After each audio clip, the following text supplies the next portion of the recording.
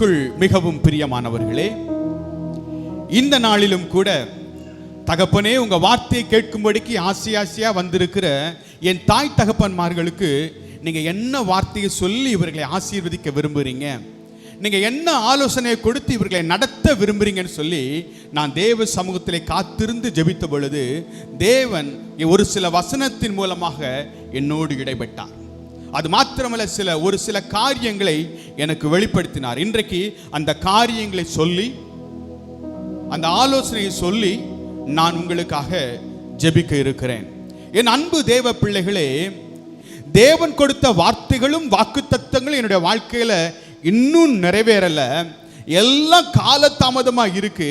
நான் என்ன செஞ்சா என் ஆண்டவருக்கு பிடிக்கும்னு எனக்கு தெரியல, நான் எப்படி அழுது ஜெபிக்கணும்னு எனக்கு தெரியல, நான் கேட்கிற கேள்விகளுக்கும் என் விண்ணப்பத்திற்கும் இதுவரைக்கும் பதிலே வரலன்னு சொல்லி நீங்க அங்கலாய்ப்போடு காத்திருக்கிறத என் ஆண்டவர் எனக்கு நினைவுபடுத்தினார். அது மாத்திரமல்ல, நீங்க டைரியில எழுதி வச்சு தினம் ஜெபிக்கிறத நான் பார்த்தேன். உன் ஜெபத்திற்கு நிச்சயமாய் நான் பதில் தருவேன், அதற்கான குறித்த நேரம் வந்தது என்று என் ஆண்டவர் சொல்ல. கையை தட்டுங்களேன். அதற்கான நேரம் வந்தது. ரொம்ப வருஷமா உங்க கேஸ் ஒன்று பெண்டிங்ல கிடக்கு. அது நில வழக்கா இருக்கலாம், வேற என்ன சம்பந்தப்பட்ட வழக்காக இருக்கலாம். அந்த கேஸ் ஃபைலை இன்னைக்கு என் ஆண்டவர் தூசி தட்டி மறுபடியும் அதையெல்லாம் ரிமைண்ட் பண்ணி ஒரு புதிய ஜட்ஜ்மெண்டை என் ஆண்டவர் உங்களுக்கு தரப்போகிறார். அது பரலோகமே நிறைவேற பண்ண போகிறது. கையை தட்டுங்கள். ஆமென். ஒருவேளை நீங்க பாஸ்போர்ட் அப்ளை பண்ணி விசாக்கு அப்ளை பண்ணி அது அப்படியே கிடக்கு. இன்றைக்கு ஆண்டவர் சொல்றாரு, மறுபடியும் அந்த பாஸ்போர்ட்டையும் விசாவையும் நான் உனக்கு ரினிவல் பண்ணி உன்னை நான் காண்பிக்கும் தேசத்துக்கு, நான் அழைத்த தேசத்துக்கு உன்னை கொண்டு போவேன் என்று ஆண்டவர் சொல்கிறார். அது மாத்திரமல்ல, செத்து போன கர்ப்பத்தை நான் மறுபடியும் உயிர்ப்பிக்க போகிறேன் என்று ஆண்டவர் சொல்கிறார்.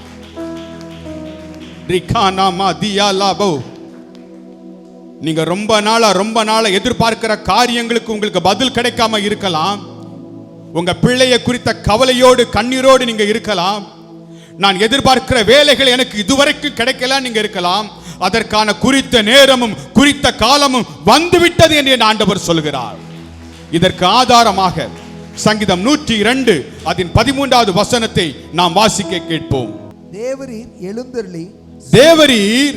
எழுந்தருளி சீயோனுக்கு இறங்குவீர், அதற்கு தயை செய்யும்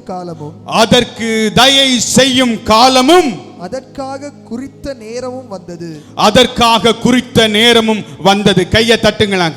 ஆமென். தேவரீர் நீர் எழுந்தருளி சீயோனுக்கு இறங்குவீர், அதற்கு தயை செய்யும் காலமும் குறித்த நேரமும் வந்தது. என் அன்பு தேவ பிள்ளைகளே, நீங்க ரொம்ப நாளா எதிர்பார்க்கிற காரியங்களுக்கு இதுவரைக்கும் பதில் கிடைக்காம இருக்கலாம். நீங்கள் எதிர்பார்த்த நன்மைகள் உங்க வாழ்க்கையில இன்னும் கிடைக்காம இருக்கலாம். என் ஆண்டவர் சொல்றாரு, இல்ல நான் உன்னை வாழ வைக்கிற தெய்வம், நான் உன்னை மறுபடியும் தூக்கி உயர்த்தி வைக்கிற தெய்வம். நீ எந்த இடத்துல விழுந்தியோ அந்த இடத்துல உன்னை நான் மறுபடியும் தூக்கி நிறுத்துற காலம் வந்து விட்டது என்று என் ஆண்டவர் சொல்கிறார். இந்த வசனத்துடைய துவக்கத்தை நீங்க மேல பாத்தீங்கன்னா அங்கே வேதம் சொல்கிறது, துயரப்படுகிறவன் துக்கத்தில் மூழ்கி கர்த்தரிடத்தில் தன் வியாகுலத்தை தெரிவித்து செய்யும் என் விண்ணப்பம். ஆமென். சங்கீதக்காரனாய் தாவீது சொல்றாரு, ஐயா என் வியாகுலத்தை என் விண்ணப்பத்தை நான் உங்க சமூகத்துல வச்சுட்டேன். இனி நீங்க அமைதியா இருந்தது போதும், காலதாமதம் பண்ணினது போதும். எனக்காக நீங்க எழுந்தருளும்படிக்கு, அப்பா நீர் எனக்காக ஒரு அற்புதத்தை செய்யும்படிக்கு உங்க பாதத்தில் நான் வந்து நிற்கிறேன். அதற்கான நேரமும் காலமும் வந்தது. இனி நீங்க மௌனமா இருக்காதீங்க, இனி நீங்க அமைதியா இருக்காதீங்க. என்னோட வாழ்க்கையில நீங்க செய்கிற நன்மைகளை நான் அனுபவிக்கிற நாட்கள் வரப்போனது, எனக்கு நீங்க உதவி செய்யுங்க என்று சொல்லி சங்கீதக்காரனாய் தாவீது கேட்கிறார். இன்னைக்கு அநேக நன்மைகளை எதிர்பார்த்து நீங்க இருக்கிறீங்க. பிரசங்கி 3:1-8 வரைக்கும் நாம வாசிச்சோம்னா, எல்லாவற்றிற்கும் ஒரு காலம் உண்டு, அழ ஒரு காலம் உண்டு, சிரிக்க ஒரு காலம் உண்டு, நட ஒரு காலம் உண்டு, நட்டதை பிடுங்க ஒரு காலம் உண்டு என்று சொல்லி எல்லாவற்றிற்கும் ஒரு காலத்தை அங்கே சாலமோன் எழுதி வைக்கிறதை நாம் பார்க்க முடியும். இன்றைக்கு உங்களுக்கான குறித்த நேரமும் குறித்த காலமும் வந்துவிட்டது என்று என் ஆண்டவர் உங்களை பார்த்து சொல்கிறார். பிரசங்கி 3:11 சொல்கிறது, அவர் சகலத்தையும் அதினதின் காலத்திலே நேர்த்தியாய் செய்திருக்கிறார். இங்க என்ன பிரச்சனை அப்படின்னு பார்த்தீங்கன்னா, தேவன் எப்பவுமே நமக்கு நன்மையைத்தான் செய்வாருங்கிற நம்பிக்கை முதல்ல நமக்கு இல்லை. அதுதான் பிரச்சனை. நீங்க சில நன்மைகளை எதிர்பார்க்கும் போது அதற்கான பதிலும் அதற்கான தீர்வும் கிடைக்காத போது அப்படியே சோர்ந்து போய் ஏன் எனக்கு கிடைக்கல, எதற்காக கிடைக்கல அப்படின்னு சொல்லி யோசிக்கிறீங்களே தவிர, அதனால ஒரு சோர்வு உங்களுக்கு உண்டாகி நீங்க என்ன செய்றீங்கன்னா, ஜெபிக்க மறந்து போகிறீங்க, தேவனை சார்ந்திருக்க மறந்து போய் உங்க சுயபலத்தினால சில முடிவுகளை எடுக்கிறதுனால தான் இன்றைக்கு உங்க வாழ்க்கையில சில தடைகள் காணப்படுகிறது. இன்றைக்கு கர்த்தரை தன் தெய்வமாய், கர்த்தரை தன் துணையாய், கர்த்தரையே தன் நம்பிக்கையாய் கொண்டிருக்கிற ஜனம் பாக்கியம் உள்ளது என்று சொன்னபடி அவரை மட்டும் நம்பி சார்ந்து இருந்து அந்த வார்த்தையை இறுக நீங்க பற்றிக் கொள்கிற பொழுது என் ஆண்டவர் உங்க வாழ்க்கையில பெரிய காரியங்களை செய்வார். ஆமென். உங்க பக்கத்தில் உங்களை பார்த்து கையை கொடுங்க. நீங்க விசுவாசத்தோடு அறிக்கை பண்ணுகிற போது, விசுவாசத்தோடு நீங்கள் ஜெபிக்கிற போது, இந்த வார்த்தையை அறிக்கை பண்ணும்போது என் ஆண்டவர் பெரிய காரியங்களை செய்வார். இங்க ஒரு சிலர் யோசிக்கிற ஒரு காரியம், என் கணவர் நல்லா இருக்கிறாரு, நல்லா பேசுறாரு, ஆனா பல நேரத்தில் என்னை எப்பவும் அவர் வெறுக்கிற ஒரு சூழல் இருக்கு அப்படின்னு நீங்க நினைச்சுக்கிட்டு இருக்கிறீங்க. இன்றைக்கு என் ஆண்டவர் சொல்றாரு, உன்னை புரிந்து கொள்கிற நாட்கள் வரப்போகிறது, உன்னுடைய அன்பை அவர் இறுக பற்றி கொள்கிற நாட்கள் வரப்போகிறதுன்னு என் ஆண்டவர் சொல்றார். ஆமென். எல்லாரும் கையை பிடிச்சிட்டீங்களா? எல்லாரும் ஒருமனப்பட்டு சொல்லுங்க, தேவரீர் எழுந்தருளி சீயோனுக்கு இறங்குவீர், அதற்கு தயை செய்யும் காலமும் குறித்த நேரமும் வந்தது. கையை தட்டி ஆமேன் சொல்லுங்க. ஆமேன். உங்க லைஃப்ல என்னென்ன தடைகள் காணப்படுகிறதோ அந்த தடைகளை இன்றைக்கு ஆண்டவர் மாற்றி போட போகிறார். சில வருஷத்துக்கு முன்னாடி என்னுடைய நண்பருடைய வீட்டுக்கு நான் மாதந்தோறும் ஜெபிக்க போறது உண்டு. மாசந்தோறும் அவங்க வீட்டில் போய் ஜெபித்து விட்டு நான் திரும்ப வருவேன். ஒரு நாள் வழக்கம் போல நான் அவங்க வீட்டுக்கு போய் ஜெபிக்க போறேன். அந்த வீட்டில் அந்த நேரத்தில் அந்த வீட்டோட தலைவர், அந்த தகப்பன், என்னோட நண்பரோட தகப்பனார் இருக்கிறார். அவர் அங்கே தான் இருக்கிறார். நான் ஜெபிச்சு முடிக்கிறேன். ஜெபித்து முடிச்ச உடனே சரி ஐயா நான் போயிட்டு வரேன் அப்படின்னு நான் சொன்னேன். ஏன்னா ரொம்ப நேரம் இருந்துட்டு உங்களுக்கான ப்ரேயர் பண்ணியாச்சு, நான் இப்போ கிளம்புறேன் அப்படின்னு சொல்லி நான் கிளம்பும்போது அவர் கேட்குறாரு, ஆண்ட்ரூ நீ எங்களுக்காக ப்ரேயர் பண்ணுவியா அப்படின்னு ஒரு வார்த்தையை கேட்குறாரு. எனக்கு அந்த வார்த்தை ஒரு ஆச்சரியமாகவும் இருந்துச்சு, அதே நேரத்தில் ரொம்ப சங்கடமாகவும் போயிட்டு. ஏன்னா கிட்டத்தட்ட 1 மணி நேரம் அவங்க வீட்டுக்குள்ளே நான் உட்கார்ந்துருக்கிறேன், அவங்களுக்காக தான் ப்ரேயர் பண்ணிக்கிறேன். ஆனால் அவர் அந்த வார்த்தையை கேட்குறாரு, தம்பி நீ எனக்காக ப்ரேயர் பண்ணுவியான்னு. இந்த வார்த்தை எனக்கு ரொம்ப டிஸ்டர்ப் ஆயிடுச்சு, ரொம்ப மனசை உறுத்திட்டு. என்ன அங்கிள் நீங்கள் எப்படி கேட்குறீங்க, இவ்வளோ நேரம் உங்கள் கூட தான் நான் இருந்திருக்கிறேன், உங்களுக்காக தான் நான் ஜெபம் பண்ணியிருக்கிறேன் அப்படின்னு சொல்லிட்டு நான் போயிட்டு வரையா அப்படின்னு சொல்கிறதுக்கு அவர் சொன்னார், இல்லை மக்களே நான் ஒன்று சொல்லுவேன், நீ தப்பாக நினைக்காத. என்னுடைய மகளுக்கு திருமணமாகி பல வருஷங்கள் ஆயாச்சு, இன்னும் ஒரு குழந்தை இல்லை. என் மகனுக்கு திருமணமாச்சு, பல வருஷங்கள் ஆச்சு, இன்னும் ஒரு குழந்தை இல்லை. எங்க லைஃப்ல எல்லாமே தாமதமாக தான் இருக்கு. ஏன்னு தெரியல, எதுக்கும் தெரியல. நாங்க எப்படியெல்லாமோ ஜெபித்து பார்த்தேன், அதுக்கு பதிலும் கிடைக்கல. என்ன செய்யணும் தெரியலையா அம்மாக்கா, அதான் இப்படி உன்கிட்ட கேட்டேன் அப்படின்னு சொன்னார். இந்த வார்த்தை என்னோட இருதயத்தில் ஆழமா தைத்ததுனால நான் எதுவுமே பேசாம நேரா என் வீட்டுக்கு போனேன். வீட்டுக்கு போயிட்டு என் பேகெல்லாம் வச்சுக்கிட்டு அந்த தகப்பனார் சொன்ன வார்த்தையை மட்டும் நினச்சிக்கிட்டு அப்படியே முழங்கால் போட்டு ஆள ஆரம்பித்தேன். அப்பா அப்பா, என் தகப்பனார் சொன்ன காரியத்துக்கு இன்னைக்கு நீங்க ஒரு அற்புதத்தை செய்யணும், இன்றைக்கு ஒரு முடிவு உண்டு பண்ணணும், இன்றைக்கு ஒரு விடிவு காலத்தை தரணும்னு சொல்லி நான் கண்ணீரோடு ஜெபித்துக்கிட்டே இருக்கிறேன். நான் அப்படியே ஜெபித்து அப்படியே தூங்கிட்டேன். தேவன் எனக்கு ஒரு தரிசனத்தை காட்டுறாரு. சில காரியங்களை எனக்கு வெளிப்படுத்தின உடனே காலையில் விடியுது, மறுபடியும் அந்த விஷயம் எனக்கு ஞாபகம் வந்துக்கிட்டே இருக்கு. இந்த விஷயத்தை என் தம்பிக்கு நான் சொல்லவும் செய்யணும், அதே நேரத்தில் நானா கூப்பிட்டு எப்படி இதை பேச முடியும் அப்படிங்கிற ஒரு கில்ட்டி, ஒரு தாழ்வு மனப்பான்மை. நம்ம சொல்லி ஏதாவது நடக்காமல் போயிட்டுன்னா என்ன செய்யணும்னு தெரியாது அப்படின்னு சொல்லிட்டு ஒரு தாழ்வு மனப்பான்மையில் அப்படியே நான் உட்காந்துக்கிட்டே இருக்கிறேன். என்ன செய்யணும்னு தெரியல. என் ரூமில் உட்காந்துட்டே இருக்கிறேன். ஒவ்வொரு ஃபோன் கால் வரும்போதும் அந்த தம்பி தான் கூப்பிட்றானா எட்டி எட்டி பார்ப்பேன். அவன் கூப்பிடவே இல்லை. மனசுக்குள்ளே சொல்லுது அவனை கூப்பிட்டு பேசணும்னு. ஆனால் எனக்குள்ள இன்னொரு பக்கம், நானாக கூப்பிட்டு பேசக்கூடாது, அவனா கூப்பிட்டா பார்க்கலாம் அப்படின்னு சொல்லிட்டு நானும் உட்காந்துட்டேன். காலையில் 6 மணி ஆச்சு, 7 மணி ஆச்சு, 8 மணி ஆச்சு, மத்தியானம் ஆகுது, சாயங்காலம் ஆகுது, கூப்பிடவே இல்லை. சரியா இரவு 7 மணி இருக்கும். நான் எதிர்பார்க்கவும் இல்லை. அப்போ நான் நினச்சிட்டேன், இது வேண்டாம், விட்டுற வேண்டியது, ட்ராப் பண்ணிட வேண்டியதான், நம்ம எதுவும் சொல்ல வேண்டாம் அப்படின்னு சொல்லிட்டு நான் நினச்சிட்டு அப்படியே விட்டுட்டேன். நான் எதிர்பார்க்காத ஒரு நேரம், சரியா 7 மணிக்கு அந்த தம்பி எனக்கு ஃபோன் பண்றான். அண்ணே, நீங்க எங்க இருக்கிறீங்கன்னு அப்படின்னு சொல்லிட்டு பார்க்குறேன். எனக்கு என்ன ஆச்சரியத்தை தாங்க முடியல. உடனே நான் சொன்னேன், மக்களே, நான் உன்னை தாண்டா பார்க்கணும்னு இருக்கிறேன், ஹல்லேலூயா, நான் உன்னோடு தான் பேசணும்னு இருக்கிறேன், வா அப்படின்னு சொல்லி அவனை நான் கூப்பிட்டேன். அவனு நேராக வந்தான். நாங்கள் 2 பேருமா பைக்கில் போயிட்டு இருக்கும்போது, அவனுக்கு எதுக்காக நாங்கள் போகிறோம் அப்படின்னு பார்த்தீங்கன்னா, அவன் வந்து இந்த வாட்டர் பியூரிஃபையர் அப்படிங்கிற ஒரு இதெல்லாம் நடத்திட்டு இருக்கிற வீடுகளில் போய் ஃபிக்ஸ் பண்ணுற அந்த காரியத்தில் செய்வார்.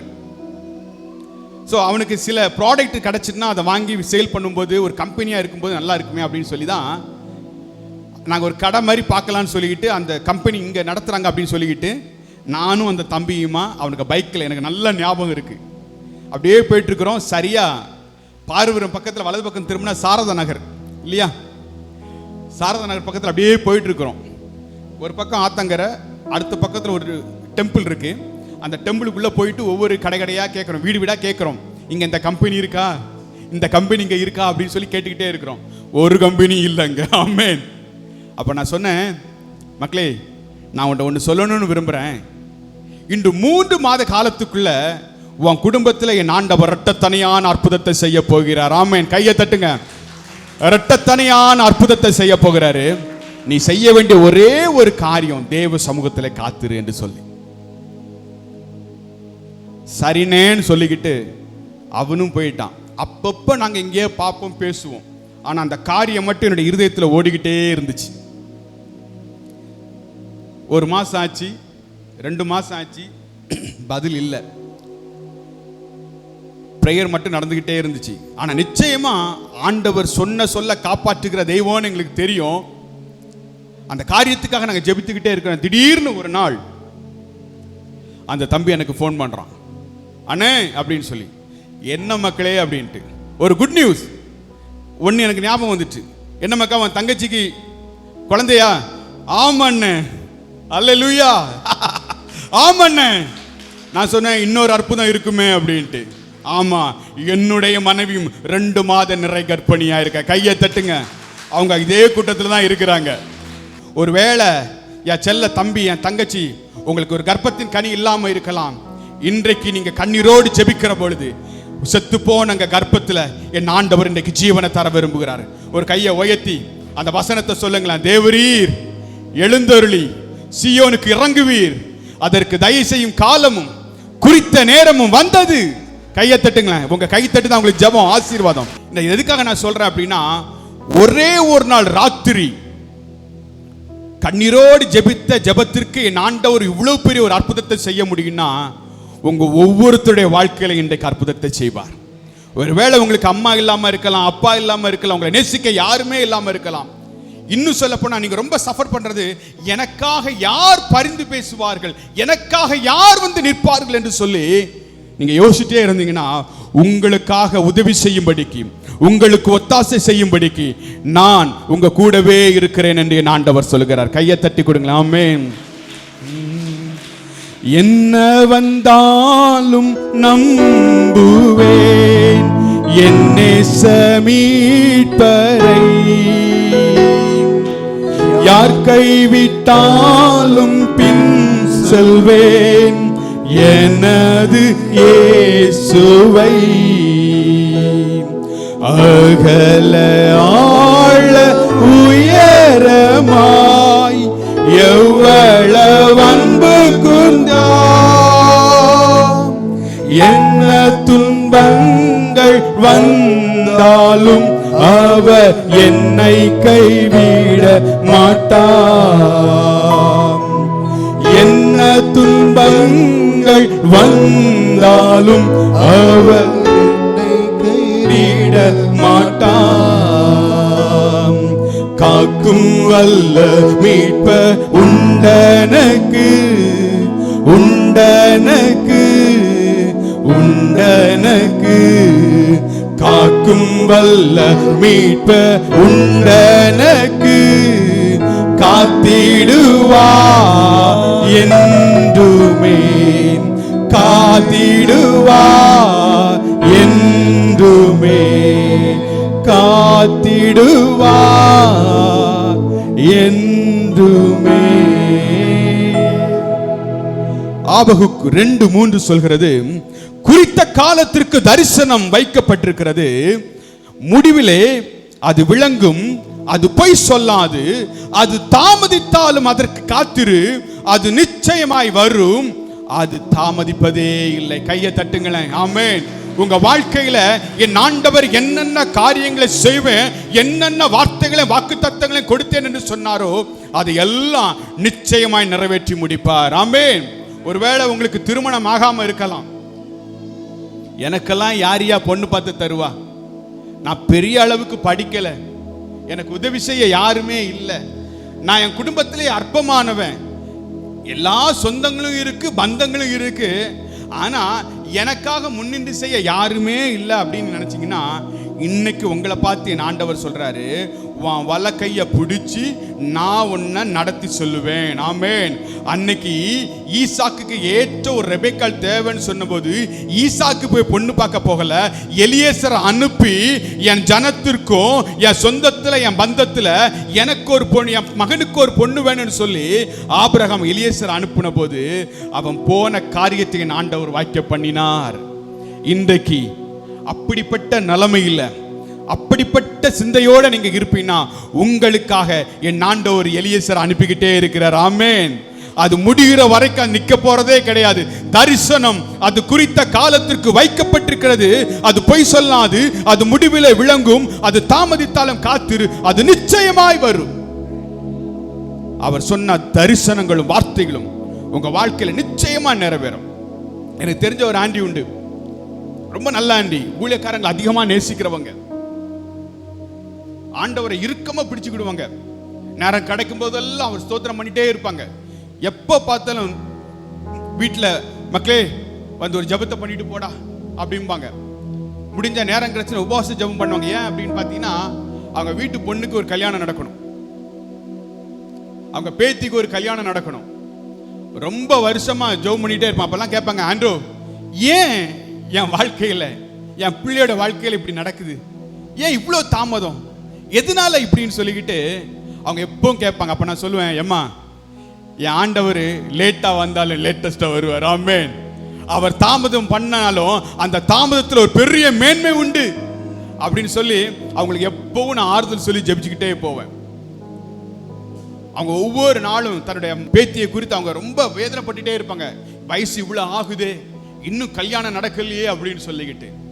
ஆனா பாருங்க, தரிசனம் குறித்த காலத்திற்கு வைக்கப்பட்டிருக்கிறது, அது பொய் சொல்லாது, அது முடிவிலே விளங்கும் என்று சொன்னபடி தேவரீர் சீயோனுக்கு எழுந்தருளி அதற்கு தயசையும் காலமும் குறித்த நேரமும் வந்ததுன்னு சொன்னபடி ஒரு ஏற்ற துணைய அந்த தங்கச்சிக்கு தந்தார். ஆமென். தங்கச்சி தந்தார். இப்ப அவங்க சொல்றாங்க, என் இருதயம் நல்ல விசேஷத்தினால் நிறைந்திருக்கிறது. ஆமென். எப்பவுமே பொண்ணை கட்டி கொடுத்தாச்சுன்னு வைங்களேன், மாப்பிள்ளை வீட்டுக்காரங்க எப்பவுமே நம்மளை என்ன பண்ணுவாங்க, ஒரு டாமினேட் பண்ணிட்டே இருப்பாங்க, நாங்க சொல்றதான் கேட்கணும்னு. ஆனா இங்க என்ன தெரியுமா நடக்குது, கிராண்டி பாட்டி நீங்க கவலையே படாதீங்க, உங்களுக்கு நாங்க துணையா இருக்கிறோம். ஆமென். உங்களுக்கு நாங்க துணையா இருக்கிறோம்னு சொல்லி அவங்க சொல்றதை பார்த்து எனக்கு ரொம்ப ஆச்சரியமா இருந்தது. பேத்தியை கட்டி கொடுத்தாச்சு, ஆனா பாருங்க, நான் எங்க வீட்டுல இருந்தா பொண்ணு எடுத்திருக்கிறாங்க, ஆனா என்னையும் என் குடும்பத்தையும் அவங்க நேசிக்கிறத பார்க்கும்போது என்னால நம்பவே முடியல. அதுதான் என் வேதம் சொல்லுது, அவர் சீயோன் சிறையிருப்பை திருப்புகிற பொழுது சொப்பனம் காண்கிறோள் போல் இருந்தோம். ஆமென். ஒரு சொப்பனத்தை போல எல்லா சிறையிருப்பை மாற்றி போடுவார். இன்றைக்கு தேவ சமூகத்தில் வந்திருக்கிற உங்களை பார்த்து அதைத்தான் என் ஆண்டவர் சொல்றார். நீங்க எதிர்பார்த்த நன்மைகள், எதிர்பார்த்த மேன்மைகள், எதிர்பார்த்த ஆசீர்வாதங்கள் எல்லாம் தடைப்பட்டு தான் கிடக்கும். இன்னும் உங்க கேள்விக்கு பதிலே இல்லை, ஆன்சரே கிடைக்கல.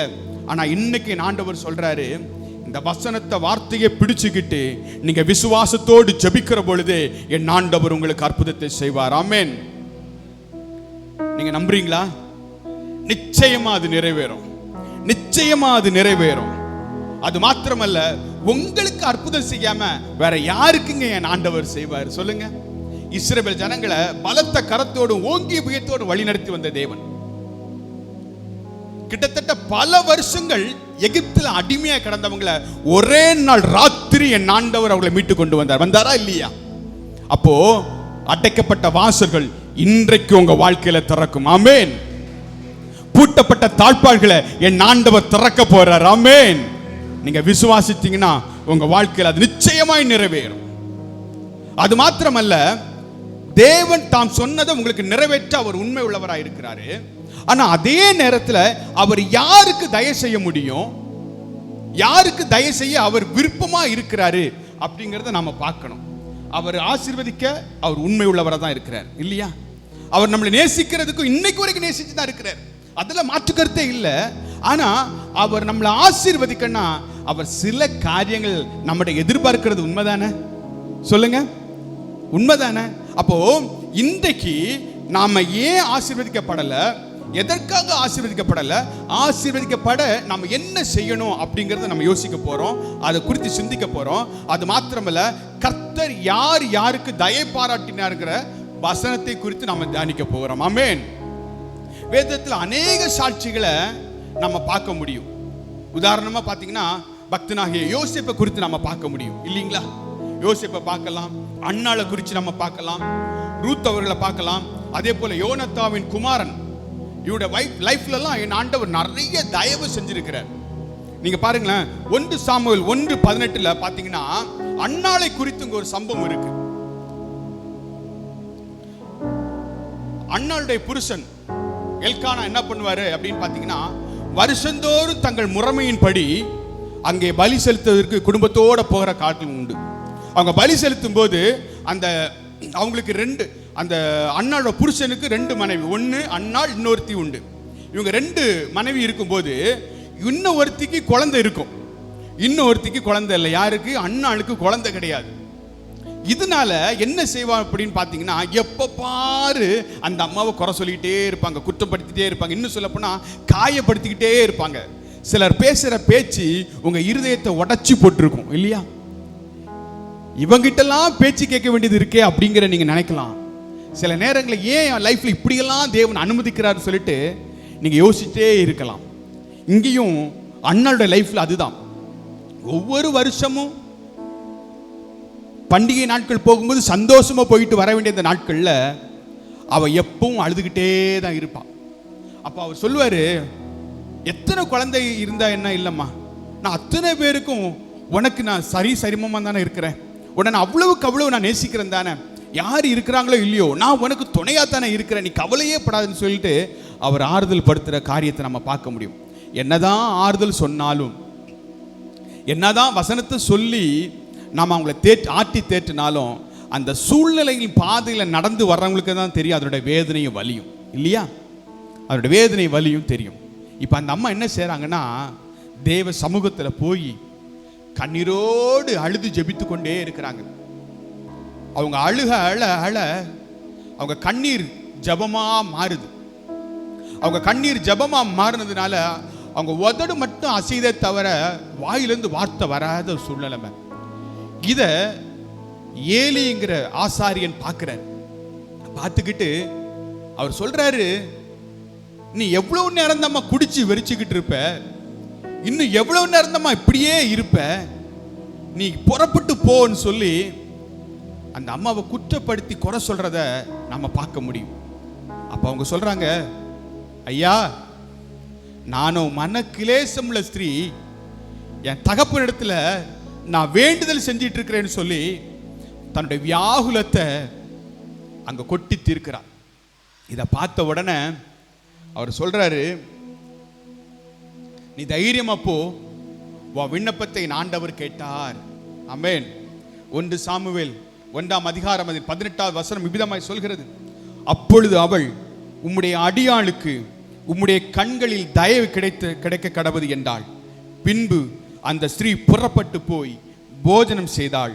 அப்புறம் அவள் துக்கமுகமாயிருக்கவில்லை. ஆமென். உம்முடைய அடியாளுக்கு உம்முடைய கண்களில் தயவு கிடைச்சது அப்படின்னு சொல்லி அந்த வார்த்தை கிடைச்ச உடனே அவள் அதுக்கப்புறம் தான் சாப்பிட போய் நிற்கிறா. அவள் சாப்பிட்டுக்கிட்டு அடுத்தது வேதம் சொல்லுது, அதுக்கு பிறகு அவள் துக்கமுகமாக இருக்கவில்லை. ஆமென். இன்னைக்கு உங்களை பார்த்து என் ஆண்டவர் சொல்ற காரியம் அதுதான். இங்க இருந்து புறப்பட்டு போகும்போது வார்த்தையை ரிசீவ் பண்ண நீங்க இனி பழையதை யோசிக்கவே கூடாது. ஆமென். பழைய காரியங்களை எதுவுமே யோசிக்கவே கூடாது. அதைத்தான் அழகா பக்தன் சொல்லுவாரு, முந்தினதை யோசிக்காதே, பூர்வமானதை சிந்திக்காதே. முந்தினதை யோசிக்காதே, பூர்வமானதை சிந்திக்காதே. புதியவைகள் தோன்ற செய்தி, சாம்பலை சிங்காரமாக்கி விதி. புதியவைகள் தோன்ற செய்தி, சாம்பலை சிங்காரமாக்கி விட்டி. நன்றி உமக்கு நான் கையை தட்டி முழு மனதுடன் சொல்கிறோம். நன்றி உமக்கு நன்றி, மன நிறைவுடன் சொல்கிறோம். நன்றி உமக்கு நன்றி, முழு மனதுடன் சொல்கிறோம். விசுவாசத்தோடு நன்றி உமக்கு நன்றி, மன நிறைவுடன் சொல்கிறோம். புது வாழ்வு தந்தவரே, புது துவக்கம் தந்தவரே, புது வாழ்வு தந்தவரே, புது துவக்கம் தந்தவரே. நன்றி உமக்கு நன்றி, முழு மனதுடன் சொல்கிறோம். நன்றி உமக்கு நன்றி, மன நிறைவுடன் சொல்கிறோம். நன்றி உமக்கு நன்றி, முழு மனதுடன் சொல்கிறோம். நன்றி உமக்கு நன்றி, மன நிறைவுடன் சொல்கிறோம். புது வாழ்வு தந்தவரே, புது துவக்கம் தந்தவரே, புது வாழ்வு தந்தவரே, புது துவக்கம் தந்தவரே. ஹல்லேலூயா. இன்றைக்கு ஒரு புதிய துவக்கத்தை, ஒரு புதிய வாழ்க்கையை என் ஆண்டவர் உங்களுக்கு தரப்போகிறார். ஆமென். ரூத் 4:14 விதமாய் சொல்கிறது, அப்பொழுது ஸ்திரீகள் நகோமியை பார்த்து, சுதந்திரவாளி அற்று போகாதபடிக்கு இன்று உனக்கு தயை செய்த கர்த்தருக்கு ஸ்தோத்திரம், அவன் பெயர் இஸ்ரவேலிலே பிரபலமாக கடவது. ஆமென். ஆமென். இந்த சம்பவம் உங்களுக்கு தெரியும் தானே? ஒரு மோவாபியருடைய ஸ்திரீ ரூத். எல்லாம் முடிஞ்சு போச்சுன்னு அவங்க நினைச்சாங்க. என் வாழ்க்கையே இல்லை, லைஃபே இல்லைன்னு சொல்லிக்கிட்டு சொந்த ஊருக்கு புறப்பட்டு வரும்போது நகோமி சொல்றாங்க, இன்பமானாலும் சரி துன்பமானாலும் சரி நான் உங்க கூட தான் வருவேன்னு. நாம எல்லாம் கல்யாணத்துக்கு அன்னைக்கு இந்த வார்த்தையை சொன்னது உண்மைதானே? இன்பத்திலும் துன்பத்திலும் மரணம் நம்மை பிரிக்கும் வரை நான் உங்களை விட்டு பிரிஞ்சே போக மாட்டேன். ஆனால் உண்மையை சொல்றேன் பாருங்க, கல்யாணத்துக்கு அன்னைக்கு தான் அந்த வார்த்தையை மனசார நம்ம சொல்லியிருப்போம். அதுக்கு பிறகு அப்படியே பார்த்தீங்கன்னு வைங்களேன், வாம்பாடு உனக்கு ஏம்பாடு எனக்கு தான், இல்லையா? இதுதான் சில நேரங்களில் ஒரு துர்ச்செய்தி நம்ம வாழ்க்கையில் வந்து நம்ம இழக்கக்கூடாதெல்லாம் இழந்து போயிருப்போம். நகோமியோட வாழ்க்கையில் அதுதான். எல்லா பிள்ளைகளும் சந்ததிகளே அற்றுப்போன ஒரு நிலைமையில மறுபடியும் என் ஆண்டவர் அவங்க வாழ்க்கையை துளிர்க்க பண்ணினார். அதைத்தான் அங்க உள்ள பெண்கள் எல்லாம் சொல்றாங்க, உன்னுடைய சந்ததி அற்றுப்போகாதபடிக்கு என் ஆண்டவர் உனக்கு தயை பாராட்டினார், இஸ்ரவேலிலே அவன் பெயர் பிரபலமாக கடவது. இந்த சந்ததியில தான் யாரு வந்தாரு? ஹலோ சொல்லுங்க, இயேசு. ஆமென். இந்த சந்ததியில இயேசு வந்தாரு. அதனால தான் இன்னைக்கு வரைக்கும் அவருடைய வார்த்தையை நம்ம சொல்லிக்கிட்டு இருக்கிறோம். எவ்வளவு ஒரு பெரிய தியாகம் பாத்தீங்களா? இதெல்லாம் தேவனுக்கு கீழ்ப்படிந்து நீங்க நடக்கிற பொழுது, தேவ சத்தத்துக்கு நீங்க கீழ்ப்படிந்து நடக்கிற போது உங்க வாழ்க்கையில என் ஆண்டவர் தயை பாராட்டுகிற நாட்கள் வரும். அது மாத்திரமல்ல, ஆதியாகமம் 39ஆம் அதிகாரம் அதன் 21 23 வரைக்கும் நீங்க பாத்தீங்கன்னா, கர்த்தரோ யோசேப்போடு கூட இருந்து அவன் மேல் கிருபை வைத்து சிறைச்சாலை தலைவனுடைய தயவு அவனுக்கு கிடைக்கும்படி செய்தார். கர்த்தர் அவனோடு இருந்தபடியினால் அவன் எதை செய்தாலும் அதை கர்த்தர் வாய்க்க பண்ணினார். அது மாத்திரமல்ல, அவன் வசமாயிருந்த யாதொன்றையும் குறித்து சிறைச்சாலை தலைவன் விசாரிக்கவில்லை என்று என் வேதம் சொல்கிறது.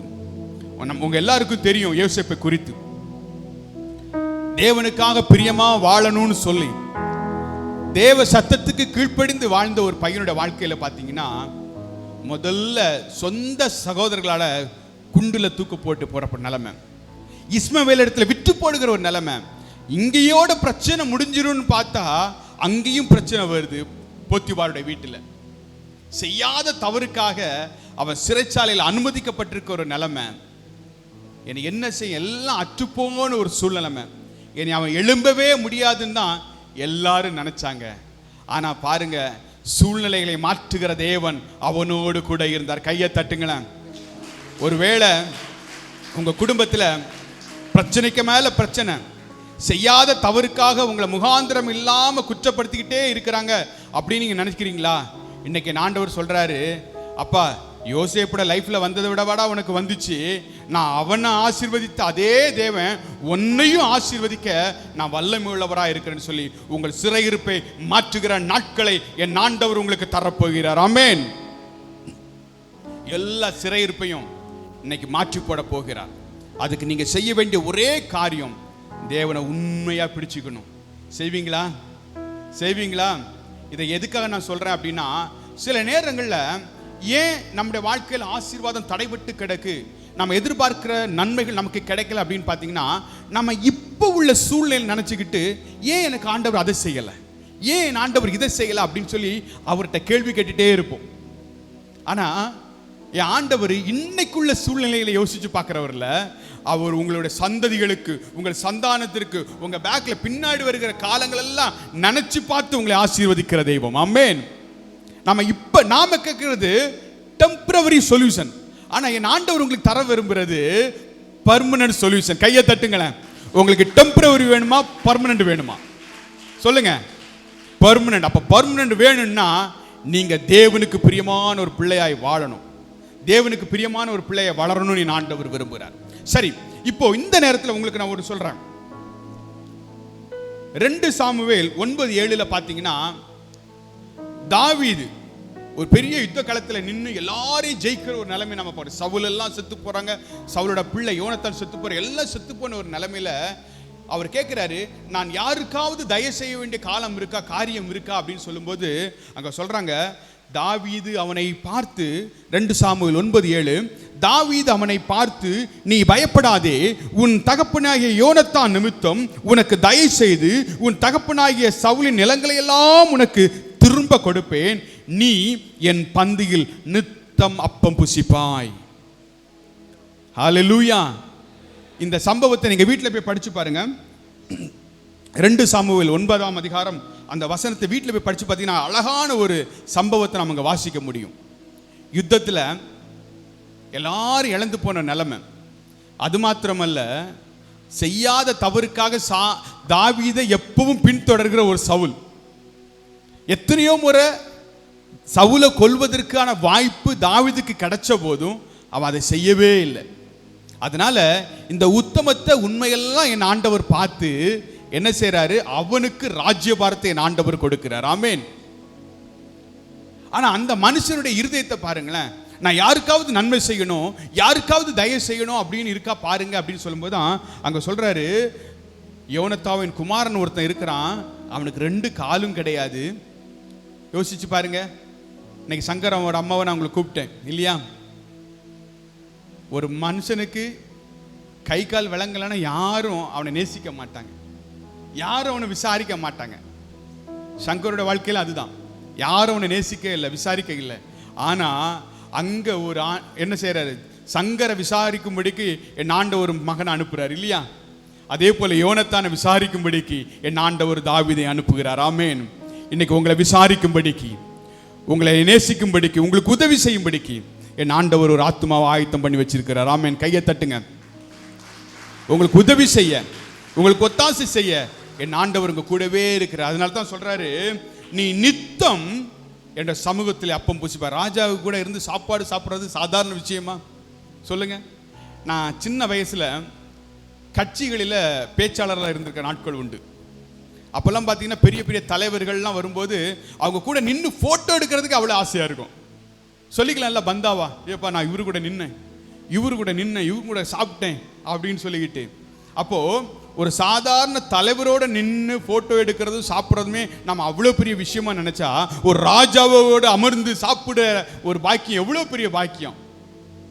அதைத்தான் அங்கே சொல்கிறாரு, நீ நித்தம் என் சமூகத்தில் உட்காந்து அப்பம் புசிப்பாய் என்று சொல்லி. இன்றைக்கு கர்த்தருடைய வார்த்தைக்கு கீழ்ப்படிந்து அவருடைய வார்த்தைக்கு செவி கொடுத்து நீங்க நடப்பீங்கன்னா, அவர் உங்களுக்கு தயவு செய்கிறதற்கு, உங்களுக்கு உதவி செய்கிறதற்கு, உங்களுக்கு ஒத்தாசை செய்வதற்கு அவர் வல்லமை உள்ளவராயிருக்கிறார். ஆமென். இப்போ நம்ம இவ்வளவு சம்பவத்தை பார்த்தோம், யார் யாருக்கு அவர் தயவு செய்தார்னு. ஆனா வேதத்திலிருந்து ஒரே ஒரு நபரை நான் உங்களுக்கு சுட்டி காட்ட விரும்புகிறேன். தேவனுடைய கிருபை அற்று போன ஒரு மனிதன், தேவ தயவை இழந்து போன ஒரு மனிதனை நாம் இப்போ பார்க்க போறோம். அதுக்கு ஆதாரமா 1 சாமுவேல் 15 அதனுடைய 13, 14 நம்ம வாசிக்கலாம். சாமுவேல் சவுலிடத்தில் போனான். சவுல் அவனை நோக்கி, நீ கர்த்தரால் ஆசீர்வதிக்கப்பட்டவர், கர்த்தருடைய வார்த்தையை நிறைவேற்றினேன் என்றார். அதற்கு சாமுவேல், அப்படியானால் என் காதுகளில் விழுகிற ஆடுகளின் சத்தமும் எனக்கு கேட்கிற மாடுகளின் சத்தமும் என்ன என்றான். இந்த சம்பவத்தை நான் உங்களுக்கு லேசா அண்டர்லைன் பண்ணி காட்ட விரும்புகிறேன். என் ஆண்டவர் சொல்றாரு, நீ யுத்தத்துக்கு போ, அங்க உள்ள எல்லா காரியத்தையும் செய், எல்லாத்தையும் நீ அடிச்சிருவ, நீ ஜெயிச்சிருவ. ஆனா அங்க இருக்கிற எல்லாவற்றையும் என்ன பண்ணணும்? சங்காரம் பண்ணணும். ஏன்னா அமலேக்கியர், மோவாபியர் கர்த்தருக்கு அருவருப்பானவங்க. அது மாத்திரமல்ல, இஸ்ரவேல் ஜனங்கள் வனாந்திரத்தில் வரும்போது கால்நடையா போனாங்க, யுத்தம் செய்ய அவங்க தயாரே இல்லை. ஆனாலும் என்னுடைய பிள்ளைகளை அவர்கள் என்ன செய்ய, நோக பண்ணினாங்க, விழுங்க பண்ணினாங்க. அதனால அந்த பழியை நான் நியாயம் தீர்ப்பேன்னு சொல்லி என்ன சொல்றாரு, அங்க இருக்கிற ஒன்னையும் நீ மிச்சம் வைக்க கூடாது, அதெல்லாம் அருவருப்பானது அப்படின்னு சொல்றாரு. இப்ப ஆண்டவர் யுத்தத்துல ஜெயம் கொடுத்தாச்சு. ஆனா அந்த மனுஷன் செஞ்சது என்ன தெரியுமா? நலமானதை எல்லாம் ஒதுக்கி வைக்கிறாரு. நலமானதெல்லாம் ஒதுக்கி வச்சுக்கிட்டு தனக்கு வெற்றி கொடி, ஜெய ஸ்தூபியை நாட்டிட்டு போயிட்டே இருக்கிறார். இப்போ சாமுவேல் தீர்க்கதரிசி அங்க வருகிற பொழுது அங்க ஆடு மாடுகள் சத்தத்தை கேட்கிற உடனே சொல்றாரு, ஆண்டவரால் ஆசீர்வதிக்கப்பட்டவரே, நம்முடைய ஆண்டவர் நமக்கு என்ன தந்துட்டாரு? ஜெயத்தை தந்துட்டாரு. அதனால நாம் என்ன பண்ணுவோம்? சந்தோஷமா இருப்போம்னு சொல்லி, நீ கர்த்தரால் ஆசீர்வதிக்கப்பட்டவர் தானே அப்படின்னு சொல்லி கர்த்தருடைய வார்த்தையை நிறைவேற்றினேன் என்று சொல்லி அவங்க சொல்றதை நம்ம பார்க்க முடியும். அப்பதான் அவர் கேட்கிறாரு, அப்படின்னா அங்க கேட்கிற ஆடுகளின் சத்தமும் மாடுகளின் சத்தமும் என்ன? அது பாருங்க, நம்ம வீரர்கள்லாம் சேர்ந்து நலமானதை எடுத்து வச்சிருக்கிறாங்க. நமக்கு உம்முடைய ஆண்டவருக்கு, அது வரைக்கும் என்னுடைய ஆண்டவர். இந்த சவுலை குறித்து நமக்கு தெரிஞ்ச விஷயம் என்ன தெரியுமா?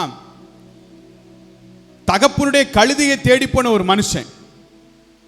தகப்பனுடைய கழுதையை தேடி போகும்போது, ஐயா கழுத போனாலும் பரவாயில்ல, நீ வந்து சேர்ந்துறியான்னு சொல்லி அவனை கூப்பிட்டு கொண்டு வந்து அவனை ராஜாவாக என் ஆண்டவர் அபிஷேகம் பண்ணின மனுஷன்.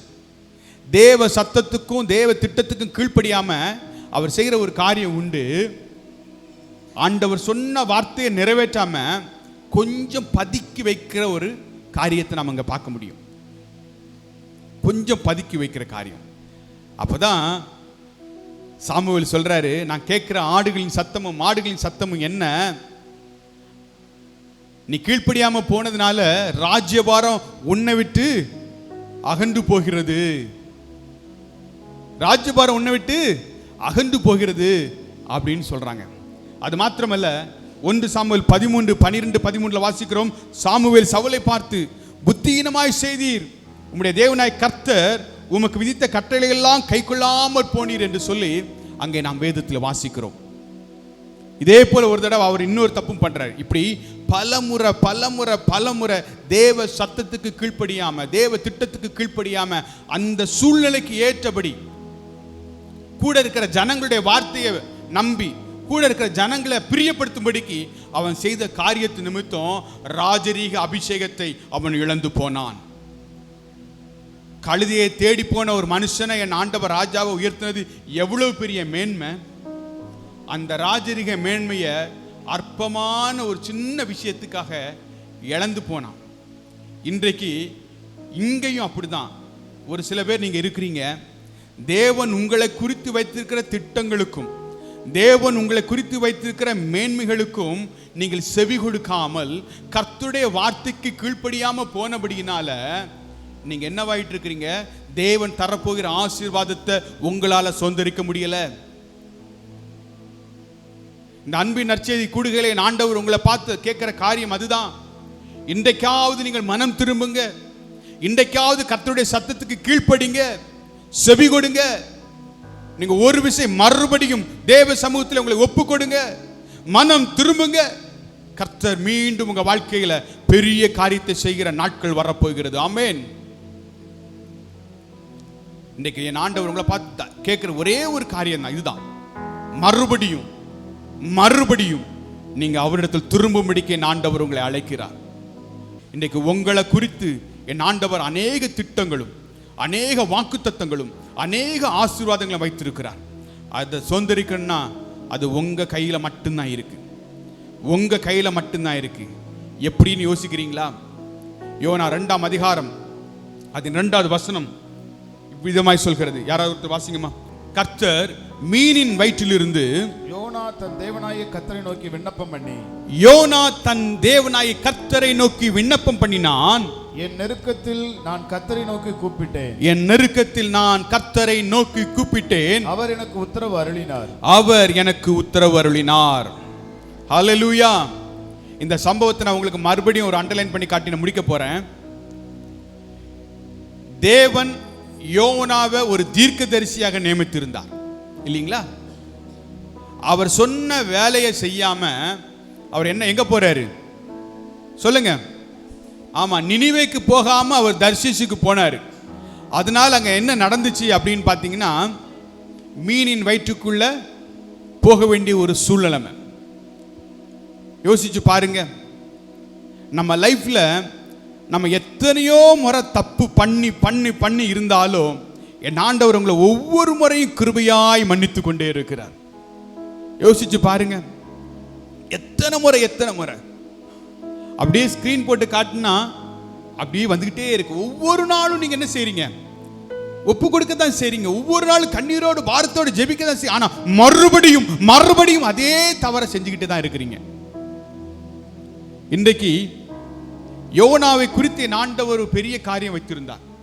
யோனாவே, என் ஜனங்கள் மேல, என் ஜனங்களை நீங்க பார்த்து அந்த ஜனங்கள் எப்படியாகிலும் என்னுடைய அன்பை ருசி பார்க்கணும்னு சொல்லி நீ அவங்கள பார்த்து போய் சொல்லுன்னு சொல்லும்போது, தேவ சத்தத்துக்கு கீழ்ப்படியாம தேவ திட்டத்திற்கு கீழ்ப்படியாம மனம் போன போக்கில் போனபடினால அவன் எங்க விழுந்தான்? கடல்ல போடப்பட்டு மீனின் வயிற்றுக்குள்ள விழுந்தான். இன்னைக்கு நிறைய பேர் விழுந்த இடத்திலே தான் கிடக்குறீங்க, எழும்பவே முடியல. முயற்சி செய்து பார்த்துக்கிட்டே இருக்கிறீங்க, எழும்பவே முடியல.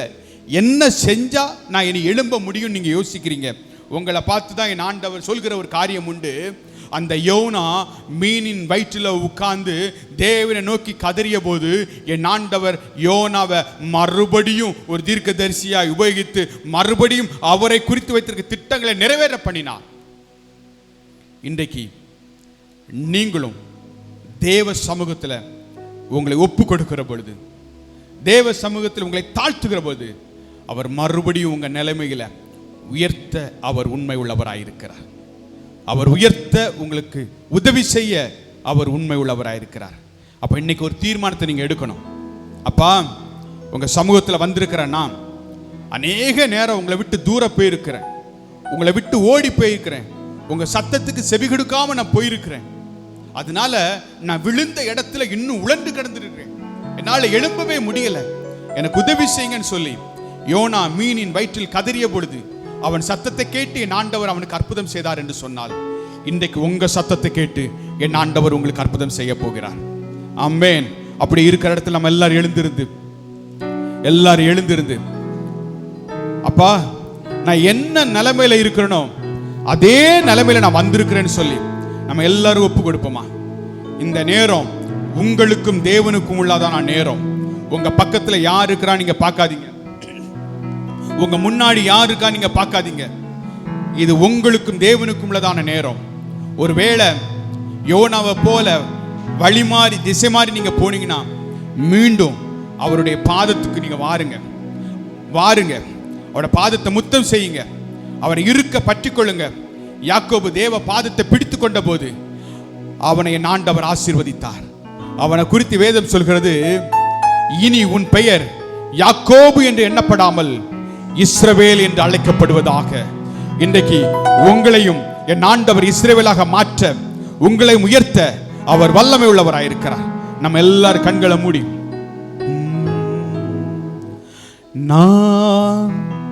நானாகவே வந்திருக்கிறேன், பிரசன்னத்தில் வந்து நிற்கிறேன். நானாகவே வந்து நிற்கிறேன், பிரசன்னத்தில் வந்து நிற்கிறேன். நீர் இன்று என்னை ஏற்றுக்கொள்வீரா, ராஜ்யத்தில் சேர்த்துக் கொள்வீரா. நீர் ஏற்றுக்கொள்வீரா,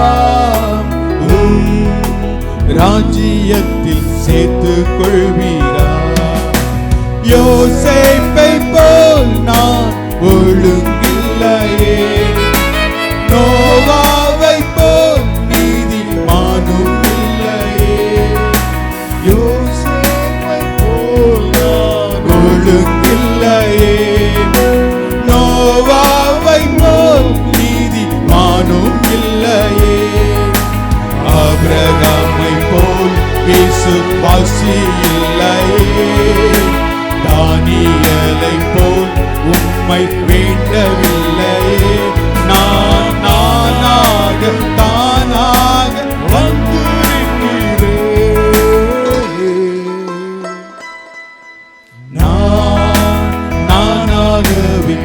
அர்ப்பணிப்போடு ஒரு கையை உயர்த்தி கண்களை மூடி உங்களை அர்ப்பணிங்க, ஒப்பு கொடுங்க. உங்கள் ஒவ்வொரு காரியத்துக்கு, உங்கள் ஒவ்வொரு செய்கைக்கான பலன் உங்களுக்கு ஆண்டவர் தரப்போகிறார். இந்த நேரத்தை உங்க வெட்கத்தை விட்டு, உங்க துக்கத்தை விட்டு, உங்க வியாகுலத்தை விட்டு நீங்க வெளியே வரும்படிக்கு, உங்களுக்கு உதவி செய்யும்படிக்கு, உங்களுக்கு ஒத்தாசை செய்யும்படிக்கு என் ஆண்டவர்கள் அருகில் வந்து நிற்கிறார். மகனே, மகளே, பயப்படாதே, நான் உனக்கு துணை நிற்கிறேன். நான் உனக்கு துணை நிற்கிறேன். நான் உனக்கு உதவி செய்ய உண்மை உள்ளவராயிருக்கிறேன். எல்லாரும் ஒப்பு கொடுப்போமா? ஒப்பு கொடுங்க. அப்பா, உங்க சமூகத்தில் ஒப்பு கொடுங்க. என் வாழ்க்கையில் காணப்படுகிற அடைக்கப்பட்ட வாசல்கள் திறக்கப்படட்டும். உங்க வெட்கத்தை விட்டு, உங்க வெட்கத்தை விட்டு, உங்க சூழ்நிலையை மறந்து தேவனை நோக்கி நீங்கள் கதறுகிற பொழுது, தேவ சமூகத்தில் உங்களை ஒப்பு கொடுக்கிற பொழுது என் ஆண்டவர் உங்கள் சிறையிருப்பை மாற்றுகிற நாட்கள் வரப்போகிறது. உங்கள் சிறையிருப்பை அவர் இன்றைக்கு மாற்றப் போகிறார். வெட்கப்படாதீங்க, வெட்கப்படாதீங்க. ஒப்பு கொடுங்க. இயேசுவே, தாவீதின் குமாரனே, மனமிரங்கும், மனமிரங்கும். எல்லாரும் கேளுங்க, எல்லாரும் கேளுங்க. வாய்களை திறந்து உள்ளத்தின் ஆழத்திலிருந்து ஆமென், ஆமென். ஒரு பெரிய தொட்டிங்க, அந்த தொட்டி நிறைய தண்ணி இருக்கு. ஆனா அதுக்குள்ள முங்கி எழும்பினா தான் உங்களுக்கு ஆசீர்வாதம் கிடைக்கணும்னா, அவருடைய ரத்தத்தால் நீங்க கழுவப்பட்டாதான் உங்களுக்கு ஆசீர்வாதம் கிடைக்கணும்னா, இன்றைக்கு அந்த ரத்தத்தால் கழுவப்பட, அவருடைய அபிஷேகத்தால் நிரப்பப்பட உங்களை ஒப்பு கொடுங்க, உங்களை ஒப்பு கொடுங்க. இயேசுவே, இயேசுவே, என்னை உங்களுடைய கரத்தில் நான் தருகிறேன் என்று சொல்லி நீங்கள் உங்களை ஒப்பு கொடுக்கிற பொழுது என் ஆண்டவர் உங்க வாழ்க்கையில பெரிய காரியத்தை செய்ய, பெரிய காரியத்தை செய்ய அவர் போதுமானவராயிருக்கிறார். எல்லாரும் வாய்களும் திறந்து, அப்பா, இந்த நேரம் உங்களுக்கும் தேவனுக்கும் உண்டதான நேரம். உங்க வாழ்க்கையில இன்றைக்கு அவர் விடுதலை தர, உங்க வாழ்க்கையில ஒரு அற்புதத்தை செய்ய அவர் உங்க அருகிலே வந்து நிற்கிறார். நீங்க செய்ய வேண்டிய ஒரே காரியம், டாடி, என் வாழ்க்கையில நீர் வைத்திருக்கிற ஆசீர்வாதத்தை சுதந்திரிக்கிறதா நாட்கள், நேரம் இன்னைக்கு தான் நான் நம்புறேன் ராஜா, இன்னைக்கு தான் நான் நம்புறேன். இன்றைக்கே நீ எனக்கு அற்புதம் செய்யுங்க, இப்பொழுதே எனக்கு நீங்க அற்புதத்தை செய்யுங்கன்னு சொல்லி நீங்க உங்களை ஒப்பு கொடுங்க. நன்றி. ஆமாப்பா, அப்பா, உங்க வார்த்தையை கேட்கும்படிக்கு உங்க வார்த்தையை கேட்கும்படிக்கு, உங்க வசனத்தை கேட்கும்படிக்கு, இந்த வசனத்தின்படி தன்னை வாழும்படி ஒப்பு கொடுக்கிற ஒவ்வொரு பிள்ளைகளையும் என் ஆண்டவர் நீர் ஆசீர்வதிப்பீராக. என் ஆண்டவர் ஆசீர்வதிப்பீராக. அப்பா, அடைக்கப்பட்ட வாசல்கள் பிள்ளைகளுக்கு திறக்கப்படட்டும். அடைக்கப்பட்ட கர்ப்பத்தின் கனிகள் என் ஆண்டவர் திறப்பீராக. இதுவரைக்கும் உங்க அற்பமா பார்த்தவங்க இனி ஸ்திரீகளுக்குள்ள நீ ஆசீர்வதிக்கப்பட்டவள் என்று பார்த்து சொல்ல போறாங்க. பெண்களுக்குள்ள நீ ஆசீர்வதிக்கப்பட்டவள் என்று சொல்லி உங்களை பார்த்து சொல்கிற நாட்கள் வரப்போகிறது. எல்லாரும் வாய்கை திறந்து என்னென்ன விண்ணப்பத்தோடு, அழுகையோடும் விண்ணப்பத்தோடும் என்னிடத்தில் திரும்பி வருவார்கள், அவர்களை நான் சமாதானமுள்ள நதிகள் அன்றைக்கு நேராக நான் நடத்தி செல்வேன் என்று சொன்னபடி உங்களை நடத்தி செல்ல, உங்களுக்கு உதவி செய்ய என் ஆண்டவர் போதுமானவராய் இருக்கிறார். ஐயா, எனக்கு கறவலாடுகளும் உண்டு, கறவை மாடுகளும் உண்டு. இவங்களை நான் வேகமா கூட்டிட்டு போனா செத்து போயிரும் சொல்லி மந்தையை மெதுவாய் நடத்துகிற தேவன் இன்னைக்கு உங்களை மெதுவா தட்டி கொடுத்து என் ஆண்டவர் உங்களோட பேசிக்கிட்டு இருக்கிறாரு. நீங்க விடுபட வேண்டிய காரியங்கள் உண்டு, விட்டு விலக வேண்டிய காரியங்கள் உண்டு, தேவ சமூகத்தில் திரும்ப வேண்டிய காரியங்கள் உண்டு. நீங்க நீ செய்யற ஒரே ஒரு காரியம், உங்க ஒரே ஒரு அர்ப்பணிப்பு இன்னைக்கு உங்க வாழ்க்கையே மாற்ற போகிறது. உங்க வாழ்க்கையே மாற்ற போகிறது. அந்த யோனாவை போல இயேசுவே என் மேல் மனம் இறங்கும் என்று சொல்லுங்க. யோனா தேவ சமூகத்தில் கண்ணீரோடு விண்ணப்பம் பண்ணிய போது என் ஆண்டவர் அவர் சிறையிருப்பை மாற்றி மீண்டும் அவரை என் ஆண்டவர் உபயோகப்படுத்தினார். ஒருவேளை உங்க ஊழியத்தில் அநேக அடைக்கப்பட்ட வாசல்கள் இருக்கும்னா இன்னைக்கு அந்த அடைக்கப்பட்ட வாசலை என் ஆண்டவர் உங்களுக்கு திறந்து தரப்போகிறார். அடைக்கப்பட்ட வாசல் இன்னைக்கு திறந்து தரப்போகிறார். ஒருவேளை நீங்க பல இன்டர்வியூ அட்டன் பண்ணியும் உங்களுக்கு வேலை கிடைக்காம இருக்கும் என்று சொன்னால் இன்னைக்கு பரலோகமே உங்களுக்காக ஒரு வேலையை என் ஆண்டவர் ஆயத்தம் பண்ணி வைத்திருக்கிறார். ஆமென். பரலோகமே உங்களுக்கான ஒரு வேலையை சாங்ஷன் பண்ணி வைக்க போகுது. நீங்க செய்ய வேண்டிய காரியம் ஒன்னே ஒண்ணு, ராஜா என்ன குறித்து வைத்திருக்க திட்டங்களும் தீர்மானங்கள் நிறைவேற இன்னைக்கு நான் என்ன ஒப்பு கொடுக்கிறேன்னு சொல்கிற பொழுது என் ஆண்டவர் உங்க வாழ்க்கையில பெரிய காரியங்களை செய்ய போகிறார். சொல்லுங்க, தேவரீர் சியோனுக்கு இறங்குவீர், அதற்கு தயை செய்யும் காலமும் குறித்த நேரமும் வந்தது. அந்த நாள் இன்றைக்கே, அந்த நாள் இன்றைக்கே, அந்த ரட்சணை நாள் இன்றைக்கே நீங்க ஒப்பு கொடுங்க. கடன் பிரச்சனையோட ஒருவேளை நீங்க இருக்கலாம். எல்லா நகையும் அடகு வச்சுட்டேன், எனக்கு கொடுக்கறதுக்கு எனக்கு பணமும் இல்லை, அடகு வைக்க நகையும் இல்லை நீங்க நினைச்சீங்கன்னா அன்னைக்கு விதவை வீட்டில் மாவையும் எண்ணெயும் ஆண்டவர் ஆசீர்வதித்தாரு. இன்னைக்கு உங்க வேலையிலேயே உங்களை ஆசீர்வதிக்க அவர் உண்மை உள்ளவராய் இருக்கிறார். என்னை நேசிக்க யாரும் இல்லை, எனக்கு உதவி செய்ய யாரும் இல்லைன்னு நீங்க நினைச்சீங்கன்னா இன்றைக்கு உங்களுக்கு உதவி செய்யும்படிக்கு உங்க அருகிலே வந்து நிற்க போகிறார். ஸ்பெஷலா ஒரு காரியத்தை ஆண்டவர் சொல்றார். சில பேருடைய பிசினஸ்ல எப்பவும் தோல்வி, இன்னைக்கு உங்க பிசினஸ் பார்ட்னரா என் ஆண்டவரே உங்க கூட இருக்க போகிறார். என் ஆண்டவரே உங்க கூட இருக்க போகிறார். இனி அவர் தான் உங்களுக்கு பிசினஸ் பார்ட்னர். நான் உனக்கு போதித்து நீ நடக்க வேண்டிய வழியை உனக்கு காட்டுவேன், உண்மையில் என் கண்ணை வைத்து நான் உனக்கு ஆலோசனை சொல்வேன் என்று சொன்னபடி இன்னையில இருந்து அவர் உங்களுக்கு பிசினஸ் பார்ட்னரா மாற போகிறாருங்க. அவர் உங்க கூட வந்துட்டாருன்னா உங்க தோல்வி எல்லாம் ஜெயமா மாறும். உங்க பிள்ளைய நினைச்சு அவனுக்கு ஒரு நல்ல வேலை கிடைக்கல, ஒரு சாதாரண வேலைக்கு போயிட்டு இருக்கிறான், காலையில போன ராத்திரி வர்றான்னு சொல்லிட்டு அழுதுகிட்டு இருக்கிற அம்மா உங்களை பார்த்து என் ஆண்டவர் சொல்றாரு, இதெல்லாம் அற்ப காலம் அம்மா, எல்லாவற்றுக்கும் ஒரு காலம் உண்டு, உன் பிள்ளையுடைய எதிர்காலத்துக்கான ஒரு காலம் வந்துட்டுன்னு என் ஆண்டவர் சொல்றாரு. கையை தட்டி கையை தட்டி உங்களுக்கான காலம் வருதுமா, என்னை நீங்க கவலைப்படாதீங்க, கவலைப்படாதீங்க. கடன் பிரச்சனை தலைக்கு மேல போயாச்சு, என்னை எழும்பவே முடியாதுன்னு நீங்க நினைச்சீங்கன்னா அந்த எண்ணத்தை மாற்றி போட்டு அந்த எண்ணத்தை நீங்க மாற்றி போடுங்க. மனுஷரால் அது கூடாதது, தேவனால் கூடும் என்று அவர் சொல்லுகிறார். நீங்க சொல்லுகிற காரியம், நீங்க செய்ய வேண்டிய ஒரு காரியம், மறுபடியும் தேவனிடத்துக்கு திரும்புங்க. மறுபடியும் தேவனிடத்துக்கு திரும்புங்க. தேவனிடத்துக்கு திரும்புங்க. ஆமாப்பா, அப்பா, தலைக்கு மேல வெள்ளம் போயாச்சு, நான் என்ன செய்யணும்னு தெரியல. என் தங்கச்சி கதறி அழுகிறத நீங்க பாக்குறீங்க. என் அக்கா கதறி அழுகிறத நீங்க பாக்குறீங்கப்பா. என் ஆண்டவர் அற்புதம் செய்யும். என் ஆண்டவர் ஒரு அற்புதத்தை செய்யும். நான் ஏதாவது ஒரு பிசினஸ் பண்ணி முன்னுக்கு வந்துடலான்னு பார்த்தா என் பிசினஸ் எல்லாம் அடைக்கப்பட்ட வாசல். கொஞ்சம் தப்பிடலான்னு நினைச்சா, கொஞ்சம் தப்பிடலான்னு நினைச்சு பார்த்தா மறுபடியும் பிரச்சனை என் தலைக்கு மேல போய்கிட்டே இருக்கு. நான் என்ன செய்யணும்னு தெரியாத ஒரு சூழ்நிலையில் இருக்கிறேன்னு நீங்க ஜெபித்துக் கொண்டு இருப்பீர்கள் சொன்னா, இன்றைக்கு ஆண்டவர் உங்களுக்காக ஒரு திறந்த வாசலை வைக்க விரும்புகிறார். ஒரு திறந்த வாசலை தருகிறார். உங்க ஊழியத்தில் காணப்படுகிற தடைகளை என் ஆண்டவர் மாற்றி போட விரும்புகிறார். எனக்கு உதவி செய்யறதுக்கும் என் ஊழியத்தில் எனக்கு ஒத்தாசை பண்றதுக்கும் யாரும் இல்லைன்னு நீங்க நினைச்சீங்கன்னா, இன்னைக்கு என் ஆண்டவர் சொல்றாரு, உனக்கு உதவி செய்யும்படிக்கு நான் தேவ தூதர்களை ஆயத்தம் பண்ணினேன். என் பிள்ளைகளை நான் ஆயத்தம் பண்ணினேன். அவங்க தேடி வந்து உனக்கு உதவிகள் செய்வாங்க. உங்க வாழ்க்கையில் நிறைவேற போகுது. உங்க வாழ்க்கையில் நிறைவேற போகுது. என்னென்ன காரியத்துக்கு நீங்க கேட்கிறீங்களோ அத்தனை காரியத்துக்கு என் ஆண்டவர் அற்புதத்தை செய்ய போகிறார். ரொம்ப நாளா கிடப்பில் கிடக்கிற கேஸ் ஃபைல் எல்லாம் இன்னைக்கு தூசி தட்டி மறுபடியும் ஒரு புதிய ஜட்ஜ்மெண்ட் கொடுக்கிறதுக்கான நாட்கள் வருகிறது. நாட்கள் வருகிறது.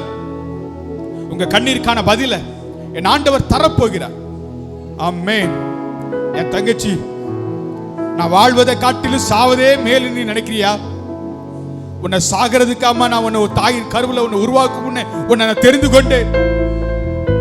நீ சாகிறதுக்காகவா உன்னை நான் இவ்வளவு தூரம் அழைச்சு வந்தேன்? நீ என்னுடையவன், நீ என்னுடையவன். நான் உனக்காக வைத்திருக்கிற ஆசீர்வாதத்தை சுதந்திரிக்க நாட்கள் வரப்போகிறது. கொஞ்ச நாள் காத்திரு, கொஞ்ச நாள் காத்திரு. நீ காத்திருக்க காத்திருக்க காத்திருக்க காத்திருக்க உன்னை நன்மையால் நிரப்புகிற நாட்கள் வரப்போகிறது. கழுகு தான் கூட்டுக்குள்ள போய் இருந்து ஒவ்வொரு சரகெல்லாம் போய் எல்லாம் முடிஞ்சு போச்சு நினைக்கிற நேரத்தில் மறுபடியும் புதிய அழகு, புதிய இறக கொடுத்து இன்னும் முன்ன காட்டிலும் அதிக பலத்தை ஆண்டவர் அதுக்கு கொடுக்க முடியும் என்று சொன்னார். நீ விழுந்து போன இடத்துல, நீ தலகை விழுந்த இடத்துல மறுபடியும் நான் உன்னை தூக்கி நிறுத்துவேன் என் ஆண்டவர் சொல்றேன். நன்றி தகப்பன், நன்றி. ஆமென்.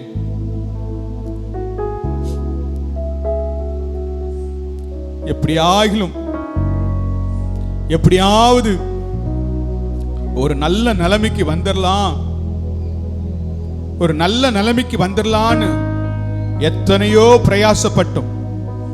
அந்த பிரயாசத்திற்கு பலனே இல்லாம இருக்கும்னா, இன்னைக்கு என் ஆண்டவர் சொல்றாரு, உன் பிரயாசத்திற்கு ஏற்ற பலனை உன் கண்கள் காணும்.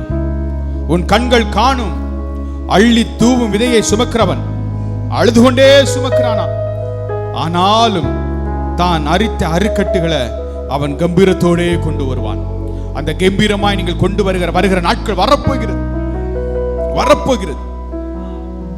உங்க பிள்ளையோட வாழ்க்கையில் காணப்படுகிற தடைகள், திருமண தடைகள், குடும்ப வாழ்க்கையில் காணப்படுகிற தடைகளை நான் முற்றிலும் மாற்றிப்பட போகிறேன், முற்றிலும் மாற பண்ண போகிறேன் என்று சொல்லி என் ஆண்டவர் சொல்கிறார். நீர் அப்படியே செய்வதற்காய் நன்றி தகப்பனே. இந்த நாளுக்காக உமக்கு நன்றி. இந்த நாளிலும் உங்களுடைய வார்த்தை கேட்கும்படி வந்திருக்கிற ஒவ்வொரு பிள்ளைகளையும் என் ஆண்டவர் அபரிதமாய் ஆசீர்வதித்து நன்மையால் நிரப்பி நீர் அனுப்புவதற்காய் ஸ்தோத்திரம். இங்கிருந்து போகும்போது அங்க வெறுமையா இல்லப்பா, நிறைவாய் கடந்து செல்ல என் ஆண்டவர் கிருபைகள் செய்வீராக. உம்முடைய அற்புதத்தின் கரம் அவர்களோடு கூட இருப்பதாக. தேவ மகிமை ஒவ்வொருவரையும் ஆளுகை செய்யட்டும். விசேஷ விதமாய் ஆண்டவர் இந்த ஊழியத்தை ஜெபத்தாலும் காணிக்கையில் தாங்குகிற ஒவ்வொரு குடும்பங்களையும் என் ஆண்டவர் ஆசீர்வதியும். தேவரீர் எழுந்தருளி சீயோனுக்கு இறங்குவீர். அதற்கு தயவுசெய்யும் காலமும் குறித்த நேரமும் வந்தது. இன்றைக்கு அந்த நாள் வந்ததற்காய் உமக்கு நன்றி. இந்த வார்த்தையின்படி நீர் அற்புதங்களை செய்ததற்காய் நன்றி. உங்கள் அற்புதத்திற்கு ஒவ்வொரு ஆளுகை செய்வதற்காய் நன்றி. தேவ மகிமை வெளிப்படட்டும். இயேசுவின் மூலம் ஜெபிக்கிறோம் எங்கள் ஜீவன் நல்ல தகப்பனே, ஆமென்.